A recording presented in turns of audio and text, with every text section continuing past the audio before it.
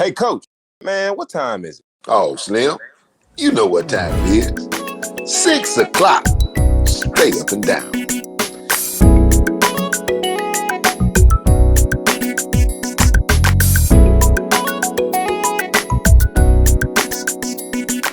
It's HomeSpun Sports with Coach John Montgomery. Sports talk with a twist of down-home wisdom.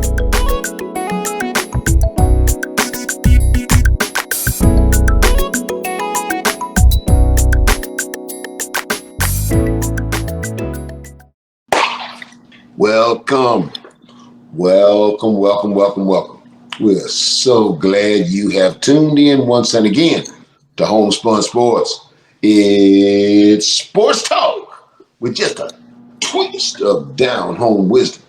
I'm your host, Coach John Montgomery, and I'm right here in Houston, Texas. My ride or die, last P in the shell, my baby boy. What's up? You way up there in Dale City. What's going on there, Slim? What's going on, my brother? Cooler than a cucumber, Coach. How you doing?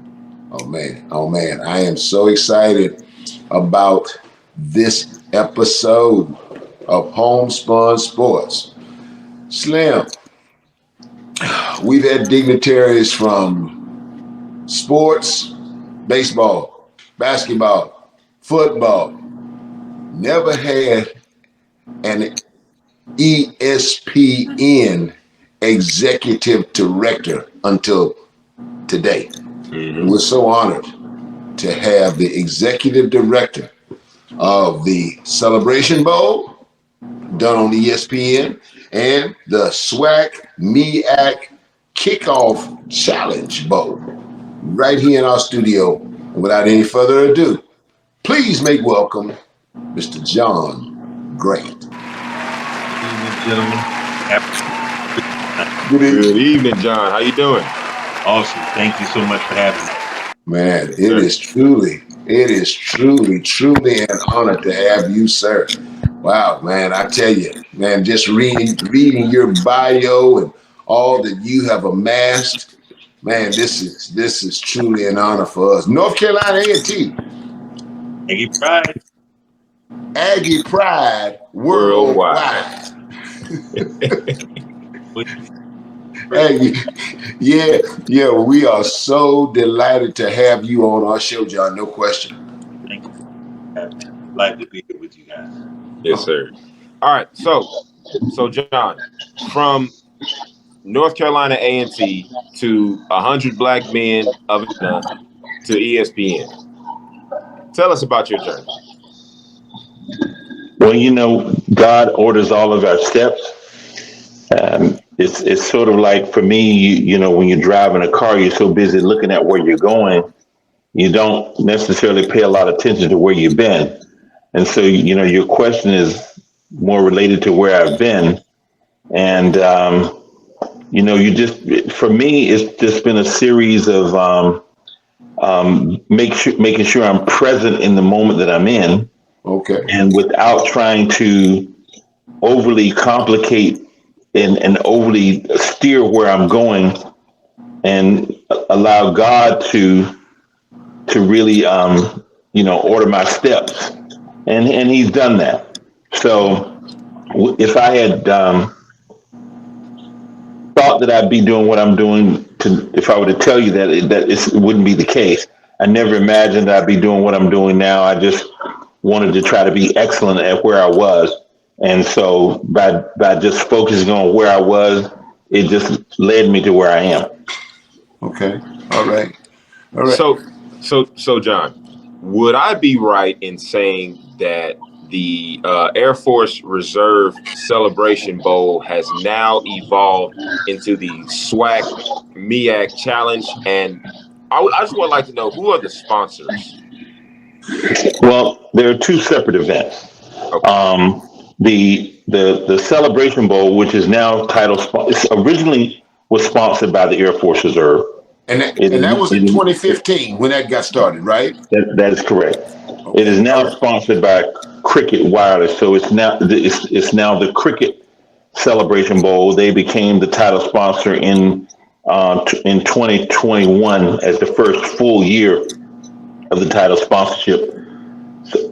And they're also the title sponsor of the Cricket MEAC SWAC Challenge Kickoff. Oh, So Cricket came in and became the title sponsor of both of those games. The Cricket MEAC SWAC Challenge Kickoff is held in week 0 of the college football season. So we open the football season here in Atlanta, and the Cricket Celebration Bowl is the national championship game for HBCUs, and it closes out the college football season here in Atlanta. So we're very excited to be partnered with Cricket Wireless in such a meaningful way, and just really pleased in terms of the relationship that we've developed and how they've really engaged in both of these properties. Okay. How? Yeah, how? How do you get corporate America to buy into your vision, John? I mean, I watched Alabama State and Howard last Saturday. Good football game. How do you get, when you're selling this in corporate America, how do you get them to buy into your vision? Well, this is a very good question. Everything is about value. And you have to make sure, we try to make sure that what we're doing, that we're able to build a platform that creates an excellent value proposition for those, for companies to invest in. And so we've been very successful, I think, in doing that, in being strategic, not only in how we create a platform that delivers value, but also who we invite to be a part of that value proposition. Okay. So it's not necessarily something where we're looking at any and everyone who wants to be a part of it. For us, it's an invitation to the right partners to be a part of and associated with the brand that we're trying to build. Okay, all right. So now, do you consider NFL scouts reports? Because these young men playing college football have aspirations of playing at the next level. They're playing on national television. You have both of these games carried by ESPN. So these athletes know they're going to get national exposure. Do you have any sources that you weigh their opinions? There's a good quarterback at this school. There's a good defensive lineman at that school, before you make your determination of who you're going to invite to play in these games? Actually, we don't. We try to stay in our lane. Our lane is to create a world-class platform to provide a great competitive environment and experience for the student athlete, to provide a great experience for our fans, and then to make sure that we're returning value to our sponsors, and to then build a property that fans, as you described, that you want to watch.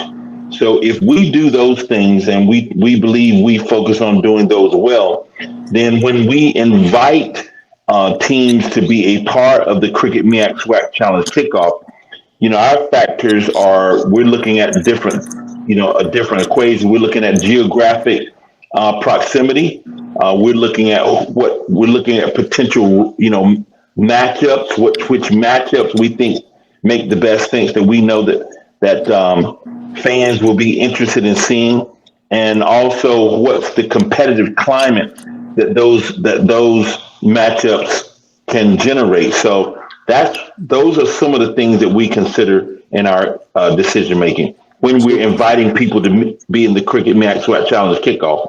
Now, for the Cricket Celebration Bowl, that's a different equation. Yes, it is. That's the conference champion. So we have no say in that.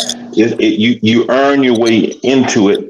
And again, with that, our obligation is to create a world-class bowl experience, second to none for the student athletes that have earned the opportunity to be on the championship stage. And having that game broadcast on ABC, is a really big plus for us. And ESPN is very committed and remains committed to assuring that we give that game the biggest stage possible. John, Yeah. when you had the kickoff classic, you targeted your opponents. Are the hotels that house these teams, they come in for a Saturday game, these teams arrive when? When do they get to Atlanta? Generally on Thursday. All right. So that's Thursday night, Friday night, and you play on Saturday. Correct. Correct? And depending on where the destination is, they may stay Saturday. They may stay Saturday night. But Okay. generally, the teams will leave after the game. Great. So is travel handled by sponsorship and is housing handled by sponsorship? Well, let me say that we in our model, we make sure that the schools take home the maximum amount of money. Okay. So if we're giving a commitment to a payout, then we're going to make sure that in that payout we provide them that they're taking the maximum amount of that home. Okay. Okay. Okay. Now you brought up another good point, because I was very fortunate as a analyst to be a part of the Cotton Bowl team in 1986. We went to Dallas, Texas, stayed in the Hyatt Regency from Christmas Day to New Year's Day. Now, you said you want to afford these schools a first class experience. With bowl games, they consider teams that travel well. Does that come into consideration as you put together these opponents, teams that historically going to travel well? Well, in today's climate for our game, we don't select who the champions are. You're not. I'm not talking about that. I'm not talking about the last one. I'm talking about the kickoff game. The kickoff game, yeah, absolutely, we do. I mean, there are factors we look at that make sure, like I said, all those things that I mentioned to you earlier, competitive matchup, geographic location, because we want to make sure that fans can have a reasonable travel to the game. We try to make sure that they're within at least a 6 hour drive so fans can get here, and then we also look at, okay, what would be a great matchup between the teams. Maybe if we can find a matchup that hasn't happened before and it fits those other criteria, we'll try and do that. Or we may look at something that has some historical rivalry to it, that hasn't been played in a while because they're now in different conferences, and we'll consider that as well. All right, all right. Now, the kickoff classic, very good game. Howard, Alabama State, very good game. Glad to see Eddie Robinson in his first year start off with a win. But this Celebration Bowl that's going to pit the best team in the SWAC against the best team in the MEAC for the HBCU national title, correct? That is correct. Now that one this year, boy. I tell you, John, before we let you go, and I'm looking for a rematch, quite frankly. I think Jackson State. I'm gonna pay real close attention to this FAMU Jackson State game coming up this weekend. The Orange Blossom Classic. The Orange Blossom Classic, right, Slim? That's it. But Buddy Pugh, my friends who are big South Carolina State Bulldog fans say that Buddy Pugh might have a better team this year than he had last year. So I think we could have a rematch. Well, the good thing about college football is it's any given Saturday. That's right. Any given Saturday, and that's what makes it exciting.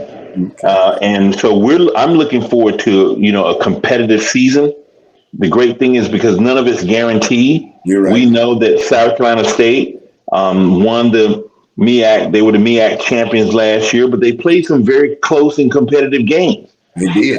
We know that Jackson State was the SWAC champion last year, but I also know that many of those schools have retooled, and they've upped their games as well as Jackson State's upping its game. So we're going to see what comes out of the SWAC. The great thing about the Cricket MEAC SWAC Challenge, the Cricket Celebration Bowl. I'm sorry, with is that you know that you're going to get the champions. Those are the two best teams coming out of each conference that are going to go head to head for a national championship.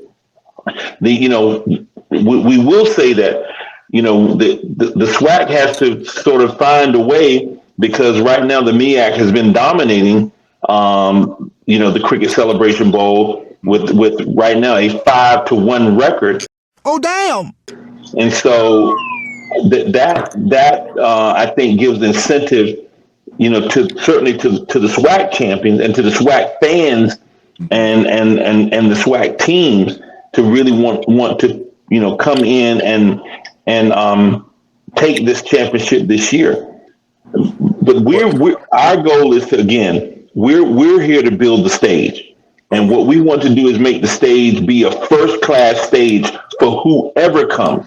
Okay. The beautiful thing about it is we know that whoever arrives in that game are the two best teams that year from each conference, and they're going to go head to head for that coveted Celebration Bowl trophy. Okay. Now, John, before we let you get out of here, those teams will arrive at how many days prior to kickoff? Very good question. The teams come in on Wednesday, and we have a welcome event on Wednesday for them. A big welcome to Atlanta, and on Thursday we have events that go Thursday with the NFL. We do a financial literacy seminar with them on Thursday. Of course, then they have a practice. And then we have what we call our Champion Circle event, celebrating the champions at the College Football Hall of Fame on Thursday night. They have their media day on Friday. We don't really do anything with them on Friday other than the team walkthroughs at the stadium, the media day, and we let them focus on getting ready to play football on Saturday. But of course, we do have other events that are taking place outside of the teams. We partner with the SWAC conference. The SWAC has their Hall of Fame induction ceremony on Friday. This year, we're going to be partnering with the Coca-Cola Company and Essence Magazine on a luncheon focusing on women in sports. There are several other things that we have going on as well, but for the fans that are coming into town on Friday. So it's a pretty aggressive, busy, exciting, and engaging week of events starting from Wednesday through the game that kicks off on Saturday. But Saturday morning, we've got a huge fan experience that's very engaging with a lot of entertainment, concerts, before we even go into the game, and band competitions. Oh, the high school and college outside. That's the one. Before we even go into the stadium, and the game kicks off at 12 noon. So what we have learned, and people say, well, wow, people don't want to necessarily go to an early game, but our game kicks at noon. We have people out of the fan experience at 8 o'clock in the morning, because it's just that engaging, that exciting, and they really are hyped about going into the stadium and witnessing great championship football. Well, that sounds like a itinerary first class. And I was waiting for you to say you're going to tour that College Football Hall of Fame, because that is something to see. And John, listen, man, thanks so much for sharing and imparting that on our show. We're most appreciative. We looking forward, man, to that HBCU National Championship game, and I know you're putting it on in grand style.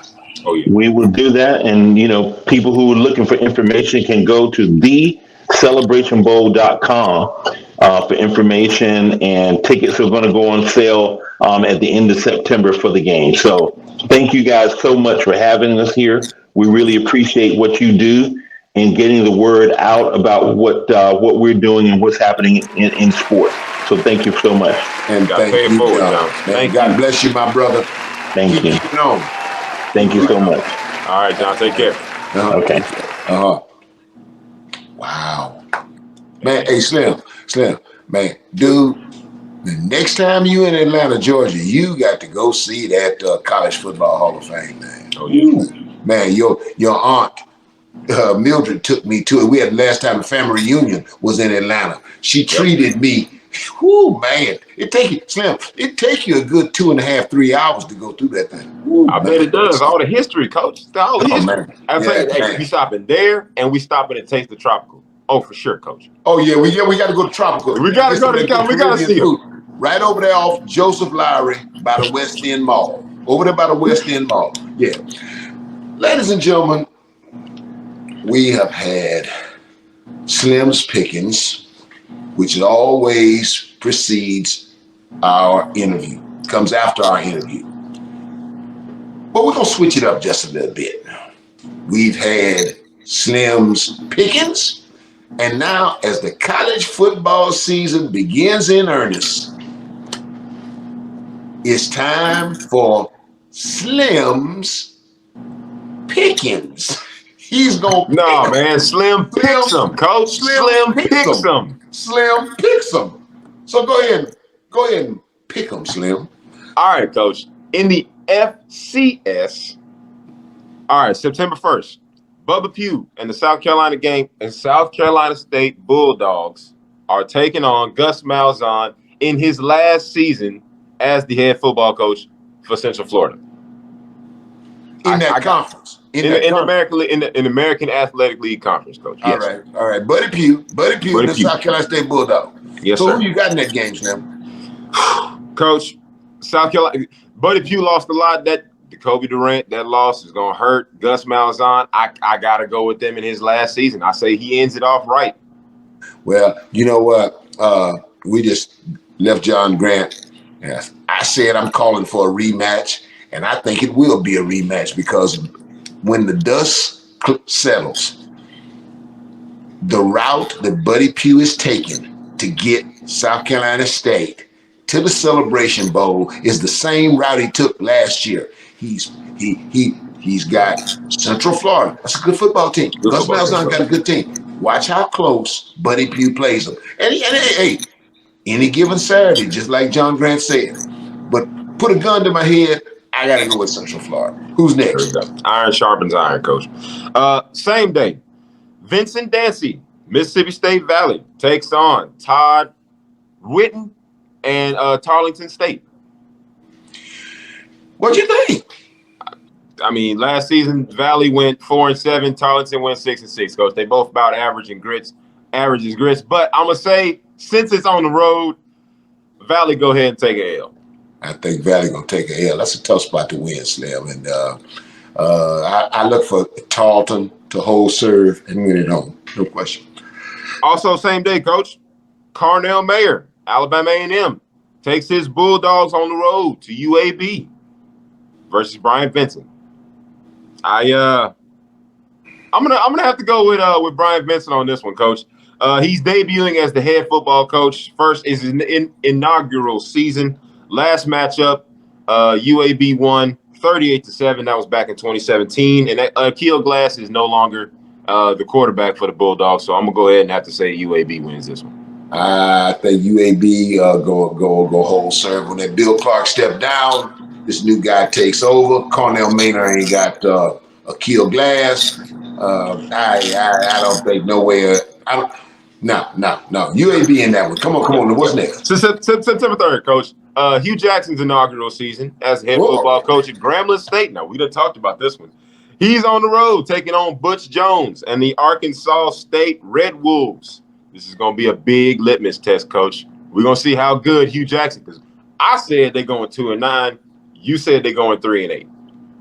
So who wins this football game? Is this one of Hugh Jackson's 2 wins? I think Hugh Jackson starts it off right, coach. I think he does. I say they get that. I say it's a close margin, maybe about 3 points, 20-17, something like that. But I give Hugh Jackson. I go ahead and say Grambling wins. I'll say this.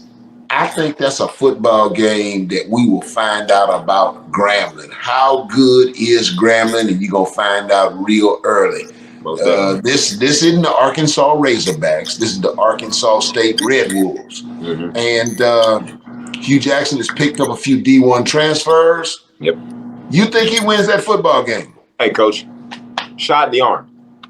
Doug said he needs a shot in the arm. Shot in the arm. I'll tell you what, if Hugh Jackson can go to Jonesboro and win on the road, that's a mid-major. That would certainly be a shot in the arm. Okay, we'll see. Same day, coach. Stephen F. Austin, Kobe Carthy.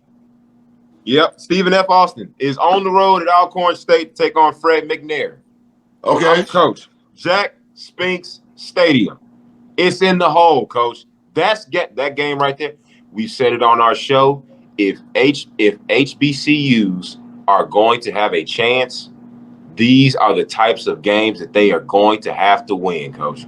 They got to win. Yes, preseason number 10 ranked team in the FCS, Stephen F. Austin, Alcorn State has got to win this one, coach. It's in Jack Spinks Stadium, Marino Chasm Field. Yes, okay, sir. The Godfather. Yes, sir. Slim. It's a lot of ghosts. in that stadium. I ain't afraid of no ghosts. And let me tell you something, Mildred. That is one of the most intimidating ball yards in HBCU football. Oh, and yeah. That's an evening game. They love to get you down in that hole at night. And Slim, we talked about it before. Stephen F. Austin, and they're ranked in that number 10. Number 10 preseason, coach. But let me tell you something. Coach McNair got to hold serve at home and beat Stephen F. Austin. HBCUs are going to be respected. That's a football game you got to win at home. No so doubt. Who wins that football game now? Alcorn State. Fred McNair going to do his thing, coach. Okay. All right, then. Yeah. Okay. Next game, coach. Lane College. Our boy Byron Brown. In his second season, in his inaugural season, he goes 6-5. He loses to UAPB in his first season, 34-16. But coach, just like Drake, Byron Brown and Lane College are looking for revenge. I say Lane College wins this one, coach. You know what? I'm pulling for Byron, and I say Lane College. Well, I'll tell you something, Slim, better watch about that now. Byron got that boy Farmer. What's his name? Andrew Farmer. Coach, Andrew Farmer. 30 solo tackles, 11.5 sacks for 86 yards in 10 games. This kid could be the first player in HBCU taken in next year's draft. It could very well be, Slim. You spot on correct about that. Yeah, man. No question about it. Coach, Sam Washington, North Carolina A&T Aggies. On the road, North Carolina Central taking on Terry Oliver. All right. North Carolina A&T have won this game last year at home, 37-14, but this time they're on the road, coach. North Carolina Central is second in the MEAC. This is big for A&T. They got to win this one. But A&T is picked to win the Big South.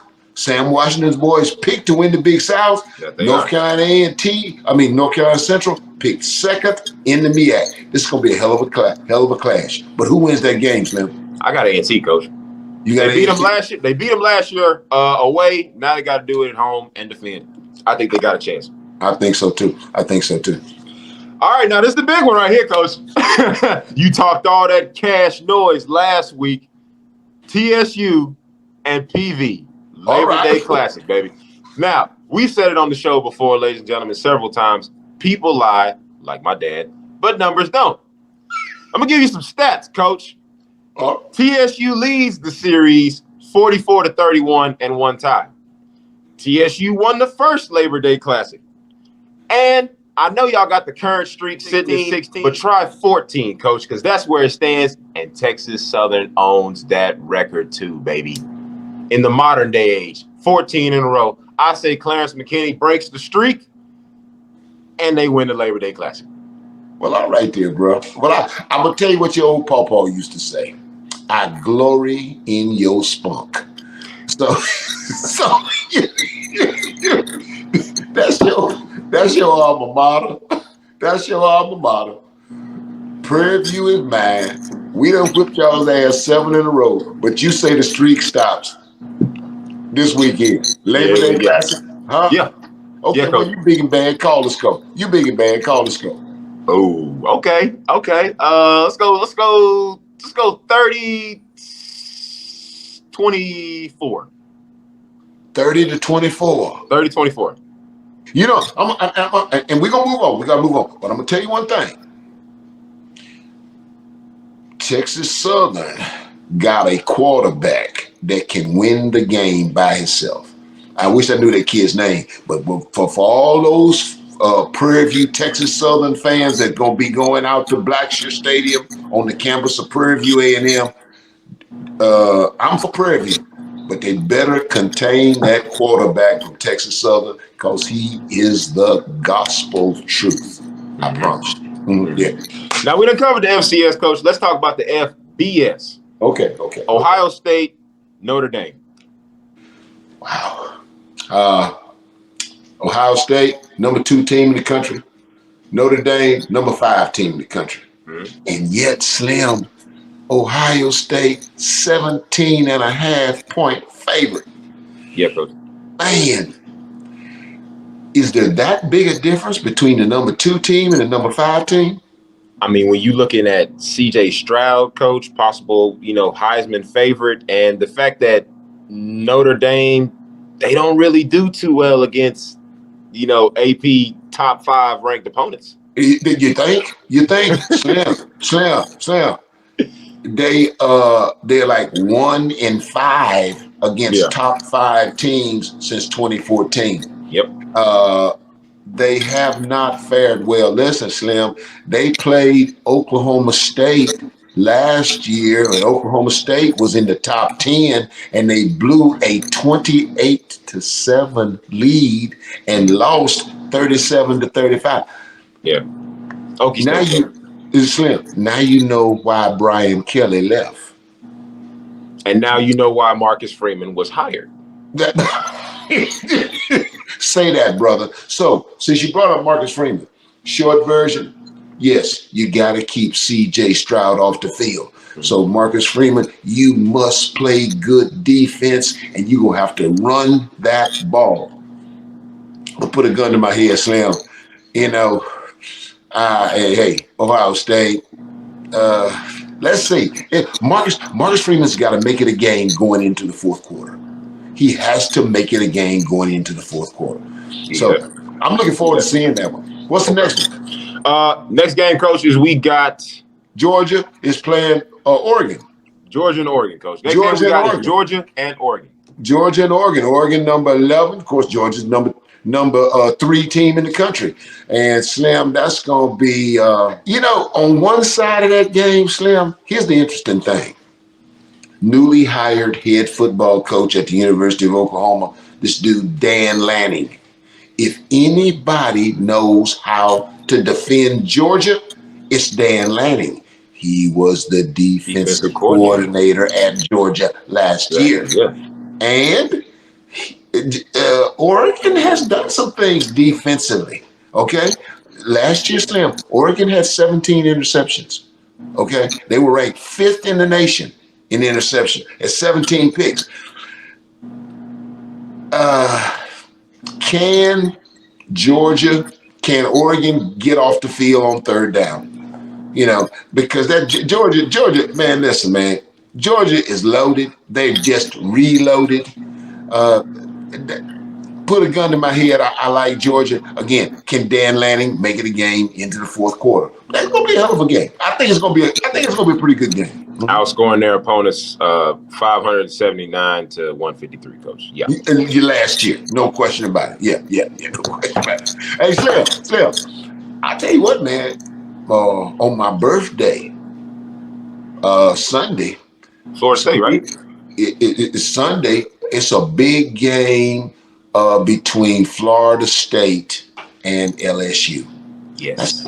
Slim, that's going to be a hell of a football game. Yes. Brian Kelly, his inaugural season. In his inaugural season, absolutely. And last week, Florida State, Mike Norvell coming off back-to-back losing seasons. He jumped on Duquesne, beat them like a drum. Okay. Man, okay, big deal. Now, you gotta play for real against a SEC team on the road. West team, coach. Thank you. An SEC West team on the road. So let's see. Let's see now, Mike Norvell, because here's one thing we know for certain, Slim. This is a game. It's important. Brian Kelly got to get that thing off and running. Yep. Okay? National TV, only game in town that night. Yep. Now, but a big game for Mike Norvell and them Florida State Seminoles, because as sure as he go to Baton Rouge and get his ass whipped, you know what talk gonna start up? Oh, where Dion at? Dion. Oh yeah.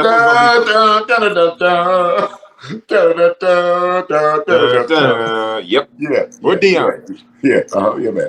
So, all right. So, coach, who wins the game? I put Brian Kelly. Brian Kelly gonna win. All right. Brian Kelly gonna win. I say Florida State ain't ready, and I give them a what, 15, 20-point spread. Brian Kelly gonna win that game. LSU gonna hold serve. Brian Kelly gonna win that game. Okay, cool. Yeah. Now, coach, the National Football League. All right. Did you see what Baker Mayfield said? Man, yeah, man. You know, man. He can't help it, can he? He can't help it, man. He can't help it. He can't help it. It's redundant at this point. Yeah. He can't get out of his own way and gonna get up there telling me, so for all this, and this is a family-rated show, so I'm not going. But he said he gonna. He used the F-bomb word. He used, when he referred to the Cleveland Brown Carolina Panther game as first game of the season, coach. In the first game of the season, and saying he gonna get his revenge. Well, just understand this. Number one, two things. It ain't gonna come down to Baker Mayfield. It's gonna come down to Christian McCaffrey. Yep. Number one. Because when Baker Mayfield was good in Cleveland, if you would say he's good, it was because of the running game, Kareem Hunt and Nick Chubb and that Cleveland Brown offensive line, which he does not have in Carolina. And Myles Garrett. And the other thing is, talking about the offensive line, he better hope that Ikiwonu that hold up. Can hold up. Gonna be on him. Because I promise you, when the Carolina Panthers break the huddle and Ike Iwanu lines at left tackle from North Carolina State, he's going to be a very good player. He's a rookie now. But as sure as he line up and put his hand in the dirt, that defensive coordinator going to call down out of that box and go, wherever that rookie tackle is, put Myles Garrett on that side. And then we going to see. For real. Yeah, no question. Ooh, Batu. Coach. Now, Coach, John Gruden is resurfacing again after a year of his whole email debacle and everything like that. He's looking for a little repentance, saying, "Hey, I apologize. Can I reapply into the NFL?" Yeah, he up there sucking up and talking about how those emails were shameful and I was wrong and I'd like to coach again. And so he deserves. He wants a second chance. You think he deserves a second chance now? Well, Coach, we are in the land of opportunity, but that don't mean it's opportunity for everybody. No, no, I do not believe. I say no too, and I don't say no. I don't say no about John Gruden. I don't say no about the emails, even though they were indeed shameful. I say no because he took Alex Leatherwood in the first round. That's one, Coach. That's one that he took. That's one. Him and Mike Mayo took Clinton Farrell and Josh Jacobs. You got to add the two. And you took that Farrell kid, and neither one of them could play dead in a grade B Western. And Alex Leatherwood went in the first round last year and got cut. And listen, I'm going to show you how bad Alex Leatherwood must have been. Sam, he started 17 games. So everybody had a good long look at how sorry he is. I mean, can you imagine? You take a first round pick and next year he get cut. Now, we want to be current. Yes, he did get picked up by the Bears. I know. But a first round pick in 2021 is cut the next year. And now you got the nerve to talk about, man, no, pass. You ain't gonna ban him for that, coach. But them emails, a 7-year span of emails, coach, that's all racist, misogynistic. I mean, he went after everybody, though, coach. I know it. Now, coupled in the fact that he can't evaluate talent neither. Him and Mike Mayock both rest in peace. Get on back on NFL Network, Monday Night Football. Exactly. See you later. Sayonara. Exactly. Arrivederci. We broken this down, coach, and it's been a pleasure being in this studio. Always, man. John Grant, my brother, keeping on. I know you're doing great things through ESPN, and I'm looking forward to an awesome celebration bowl as we crown the HBCU national champions this year. Most definitely. Hey, coach, tell Mama I love her, all right? I'll do it, man. Give my best to everybody up in good old Dale City, Oklahoma. I will. All right, man. Take care, bro. And finally, Exodus chapter 20, verse 12. Honor thy father and thy mother, that thy days on this earth will be long, that thy God giveth thee.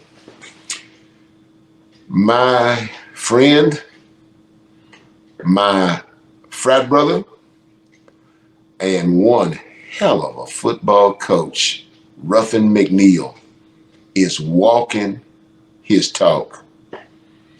And I'm pulling and praying for you, man. And praying for healing for your dad. Proud of you, Q. And hey, that's how I see it. 6 o'clock. Straight up. And down. Hey, look, that's how we see it, and that's how it is. That is. Thank God. Thank God. We get to do this again. Ladies and gentlemen, thank you so much for tuning into this week's episode of HomeSpun Sports. Sports talk with a twist. Just a twist. Of down home wisdom. John Grant, we appreciate you so much for being our special guest on episode 7 of HomeSpun Sports. This has been an amazing experience. We look forward to a long, healthy relationship with you in the future, sir. Again, thank you for being a part of our show. Ladies and gentlemen, be sure to check out this episode not only on YouTube, but on Spotify and iHeartRadio for your listening and your viewing pleasure. We want to make sure we get this content out to you as fast as possible because it's all for you anyway. It's all live. It's all for real. Hit the like button. Hit the comments. And stay subscribed. Stay subscribed. Hey, you know what, Coach? Hold on. Before we get on up out of here, I want to say a quick shout out to the HBCU athletes, the brothers that made the final 53, man. This don't happen every single year, y'all. Hey, look, Joshua Williams, Fayetteville State, congratulations. Jacoby Durant, South Carolina State, congratulations. Jatari Carter, Southern University, congratulations. Marquise Bell made the Cowboys. FAMU, boy, show out, man. All y'all, ball out this year, bro. Hey, Coach. Yeah, man. Let's go on and get up out of here, bro. He said, I'm going to wear it, dog. Good to see you. What? See